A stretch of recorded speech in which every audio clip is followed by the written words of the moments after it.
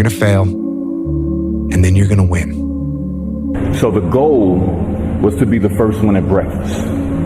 So I set my alarm. I make sure I'm up by sunrise. I get out of bed. I put on my gear and I head downstairs. But when I get there, Kobe's already there with ice packs on his knees, drenched in sweat. Now, it took me a minute to figure it out, but this guy wasn't only awake before me. He had already worked out. He had just played in the finals days earlier. Meanwhile, I'd been off for months and I was still exhausted. What he had done that morning was incomprehensible to me. That dedication he had only days after falling short of an NBA championship.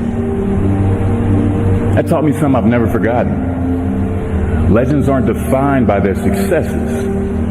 They're defined by how they bounce back from their failures. And if you're not strong mentally and you have no willpower, you're going to continue falling back in this hole versus the man that sits back and goes, all right, motherfucker, this is why I cuss, because this is what is in me. This is what it took for me to be me. Sorry.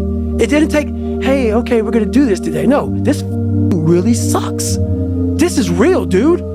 This is real.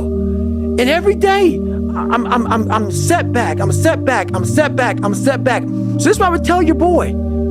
This is exactly what I tell him. Every day you wake up, you're gonna probably be set back for the first 4 weeks before you lose to significant weight because of the mind is gonna be with you the whole time. There's no dopamine. There's no dopamine in there at 300 pounds. You got nothing. Your hormones are shot. You have to envision something that is more powerful than you.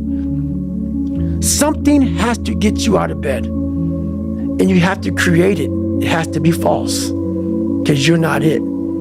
You're a fat piece of shit, and that's the reality of it. So you have to create a false reality to live in that just to get to work on yourself.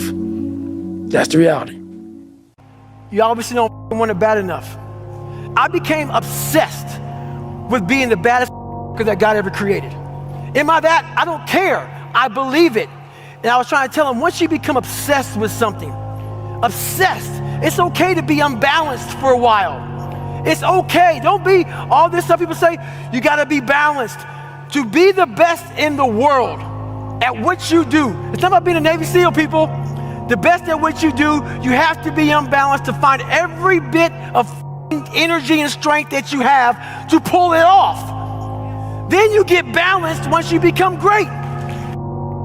How much harder will you work in this offseason now to get back to the championship? I'll push myself to exhaustion. I became the most obsessed person on the planet Earth. And I was basically, I had to invent a guy that didn't exist. I had to invent a guy that can take any pain, any suffering, any kind of judgment, be called whatever the f in the world, and be able to stand in the room and say, go f yourself. I had to build this callous mind, and I built it through suffering.